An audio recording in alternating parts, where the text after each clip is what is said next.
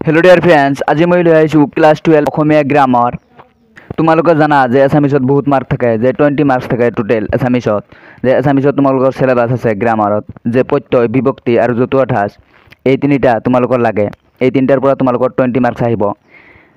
যে তোমালোকৰ কেনেকুৱা ধৰণৰ কুৱেশ্যন আহে তোমালোকে ফাৰ্ষ্ট অফ অল চাই লোৱা। এনেকুৱা ধৰণৰ কুৱেশ্যন আহিব যে তোমালোকৰ 12 নম্বৰৰ কুৱেশ্যন থাকিব, য'ত জুমুকৈ লিখা যিকোনো দুটা, মানে 3 মাৰ্কৰ দুটা থাকিব 6। যে ইয়াত ডেফিনিশ্যন টাইপ থাকিব, যে তদ্ধিত প্ৰত্যয় কাক বোলে, 4টা উদাহৰণ ভাঙি দেখুওৱা, এনেকুৱা ধৰণৰ কুৱেশ্যন থাকিব। তাৰপিছত তোমালোকৰ 13 নম্বৰ কুৱেশ্যন থাকিব, তলৰ যিকোনো 6টা শব্দত যোগ হোৱা প্ৰত্যয়বোৰ ভাঙি কি প্ৰত্যয় যোগ হৈছে লিখা। ইয়াত এটাকৈ 1 মাৰ্ক টোটেল এইকেইটাৰ পৰা 6টা লিখিব লাগিব আৰু 6 মাৰ্ক। এনেকুৱা ধৰণৰ কুৱেশ্যন আহে। নেক্সট চাবা 14 নম্বৰ, এনেকুৱা ধৰণৰ কুৱেশ্যন আহিব যে তলত দিয়া জতুৱা ঠাঁচবোৰৰ অৰ্থ লিখি একোটাকৈ বাক্য ৰচনা কৰা, যিকোনো 4টা। কেইবাটাও দিয়া আছে, যিকোনো 4টা 2 মাৰ্ককৈ 8 মাৰ্ক।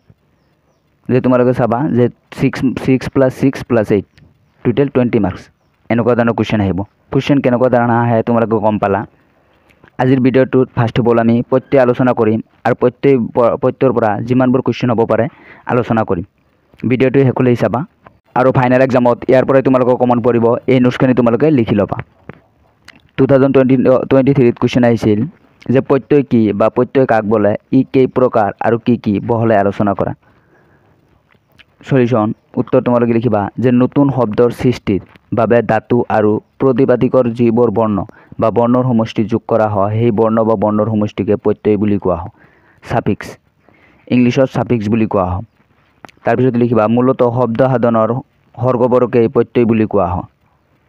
তাৰপিছত চাবা যে শব্দ সাধনাৰ ফালৰ পৰা প্ৰত্যয়ক প্ৰধানত দুটা ভাগত ভাগ কৰিব পাৰি।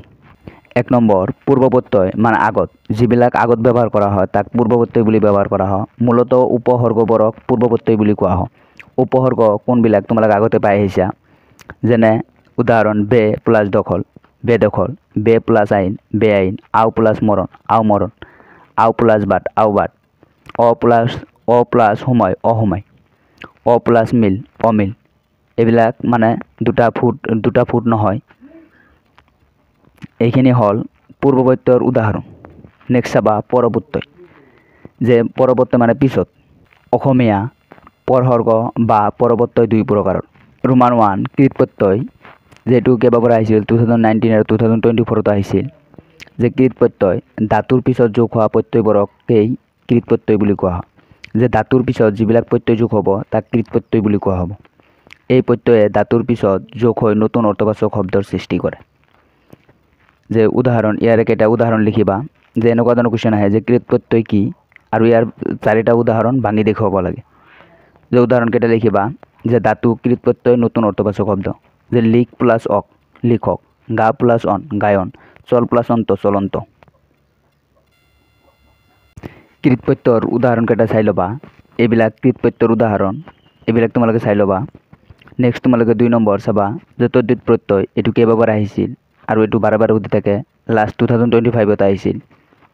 যে প্ৰতিবাদিকৰ বা নাম শব্দ, যিবিলাক নাম শব্দ আছে তাৰ পিছত যোগ হোৱা প্ৰত্যয়কে তদ্ধিত প্ৰত্যয় বুলি কোৱা হয়। মানে প্ৰতিবাদিকৰ বা নাম শব্দৰ পিছত যিবোৰ প্ৰত্যয় যোগ হয় তাক তদ্ধিত প্ৰত্যয় বুলি কোৱা হয়। যে প্ৰতিবাদিকৰ পিছত যোগ হৈ নতুন অৰ্থবাচক শব্দ সৃষ্টি কৰে। যে তদ্ধিত প্ৰত্যয় কাক বোলে, ইয়াৰে কিছুমান উদাহৰণ চাবা। তদ্ধিত প্ৰত্যয়ৰ উদাহৰণ এইকেইটা চাবা। যে বাও প্লাছ অৰিয়া, বাৱৰীয়া, বন প্লাছ অৰিয়া, বনৰীয়া, নাও প্লাছ অৰিয়া, নাৱৰীয়া, নগৰ প্লাছ অৰিয়া, নগৰীয়া, গাঁও প্লাছ অলিয়া, গাঁৱলীয়া। এইবিলাক কি হয়, নাম শব্দ হয়। এইবিলাকত তদ্ধিত প্ৰত্যয়ৰ উদাহৰণ হয়। এইবিলাক তোমালোকে লিখি ল'বা।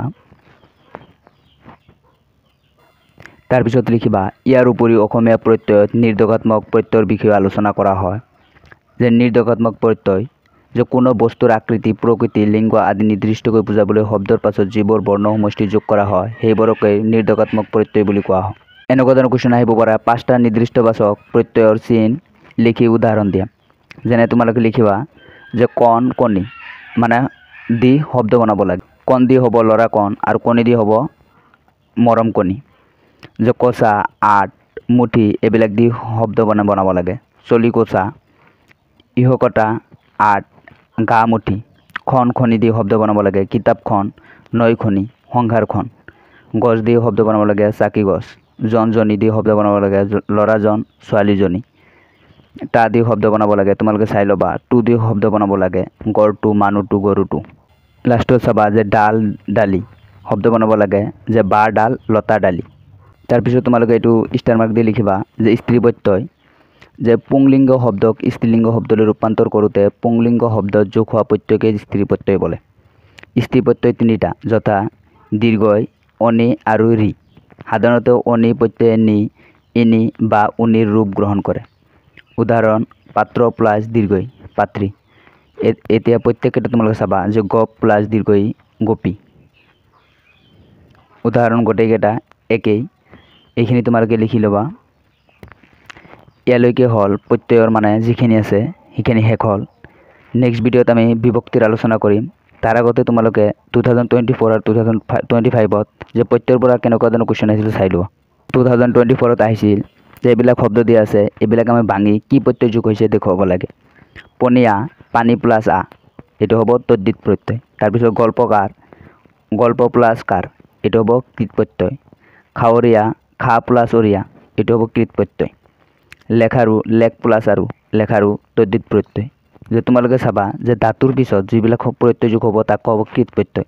আৰু প্ৰতিবাদিকৰ পিছত বা নাম শব্দ, যিবিলাক নাম শব্দ সেইবিলাকৰ পিছত যিবিলাক প্ৰত্যয় যোগ হ'ব তাক কোৱা হ'ব তদ্ধিত প্ৰত্যয়। হাঁহিয়াল হাঁহি প্লাছ আল, এইটো হ'ব তদ্ধিত প্ৰত্যয়। গৰিয়াল গৰি প্লাছ আল, এইটো হ'ব তদ্ধিত প্ৰত্যয়। জোনাকী জোনাক প্লাছ দীৰ্ঘই, এইটো হ'ল তদ্ধিত প্ৰত্যয় হয়, তোমালোকে স্ত্ৰী প্ৰত্যয় লিখিব পাৰা। পৰুৱে পৰ প্লাছ ৱে, এইটো হ'ব কৃত প্ৰত্যয়। পৰ কি হ'ল এটা ধাতু, আৰু জোনাক কি হয় এটা নাম, মানে এইটো সেইকাৰণে ইয়াৰ কি হ'ব তদ্ধিত প্ৰত্যয় বা স্ত্ৰী প্ৰত্যয় তোমালোকে লিখিব পাৰা। নেক্সট তোমালোকে 2025ৰ লিখি ল'বা যে পতিয়ন পতি প্লাছ অন, এইটো হ'ব তদ্ধিত প্ৰত্যয়। ৰান্ধন ৰান্ধ প্লাছ অন, এইটো হ'ব কৃত প্ৰত্যয়। নদীয়াল নদী প্লাছ ইয়াল, এইটো হ'ব তদ্ধিত প্ৰত্যয়। ৰূপালী ৰূপ প্লাছ আলি, এইটো হ'ব তদ্ধিত প্ৰত্যয়। নগৰীয়া নগৰ প্লাছ ইয়া, এইটো হ'ব তদ্ধিত প্ৰত্যয়। খেলুৱে খেল প্লাছ ৱে, এইটো হ'ব কৃত প্ৰত্যয়। বাছনি বাছ প্লাছ অনি, এইটো হ'ব কৃত প্ৰত্যয়। তেলেতীয়া তেল প্লাছ অতীয়া, এইটো হ'ব তদ্ধিত প্ৰত্যয়। এইখিনি তোমালোকে বহীত লিখি ল'বা যিখিনি দিছোঁ। ইয়াৰ ভিতৰতে তোমালোকৰ কুৱেশ্যন থাকিব, ইয়াৰ বাহিৰত কুৱেশ্যন নাহে। এইখিনি তোমালোকে লিখি লৈ ৰিভিজন কৰিবা, ইয়াৰ পৰা কমন পৰিব। ভিডিঅ'টো কেনে পালা কমেণ্ট কৰি জনাবা, আৰু নেক্সট ভিডিঅ'ৰ বিভক্তিৰ ভিডিঅ' লাগেনে তোমালোকে কমেণ্ট কৰিবা। চেনেলটো ছাবস্ক্ৰাইব কৰি ল'বা নেক্সট ভিডিঅ'ৰ কাৰণে। Thank you all of U.